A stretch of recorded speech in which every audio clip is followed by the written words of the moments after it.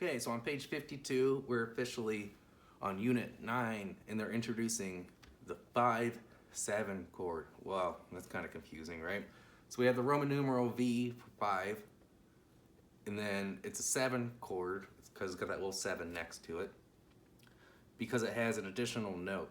So if we're thinking our C chord, and we're thinking like scale degrees, we have 1, 2, 3, 4, 5, but then we can add the 7, 6, 7, and we get some fancier chords, right?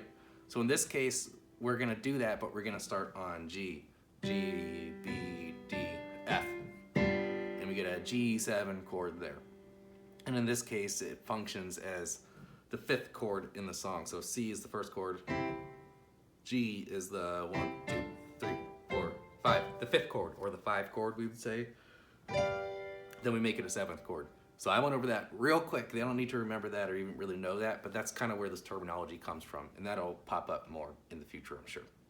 So the way we're gonna go about this in the left hand is we're not gonna play the whole thing because that's like a really big shape, and we don't even really need all those notes, so we're just gonna reduce it down to just that F and G there. That's all we need to know. And they even show you that right there. So in reality, we'll play some bigger versions of that. So like usually putting a B under that could sound really nice, but their hands probably can't even reach that yet. Or maybe. It'll be a bit of a stretch though. So we're just gonna do that F and G. So you get C chord, G7, C. Or in this case, we're thinking 1, 5, 7, 1. Again, that's all theory stuff.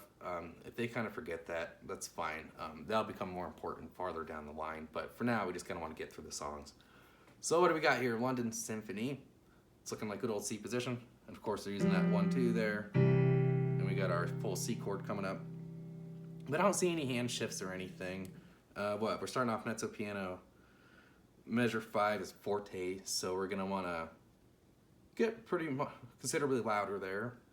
It has a repeat. I'm not gonna do the repeat. I'm just gonna play through it once. And yeah, it looks like pretty straightforward stuff, really. They're just trying to do more of the theory lesson for this. So here we go. What's it sound like?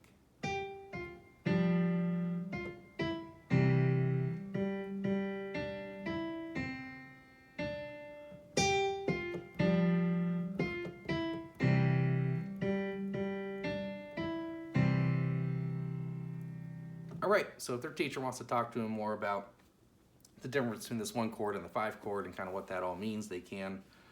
But otherwise, I'll leave that to them. And they have it here. If they want to write a 1 and a 5-7 under each chord, they can. So this would be your 5-7, and that'd be your 1. Measure 5 is a 5-7. Measure 6 is a 1 chord. Then your last measure is a 1 chord. And that's it for this one. Let's see what's on 53.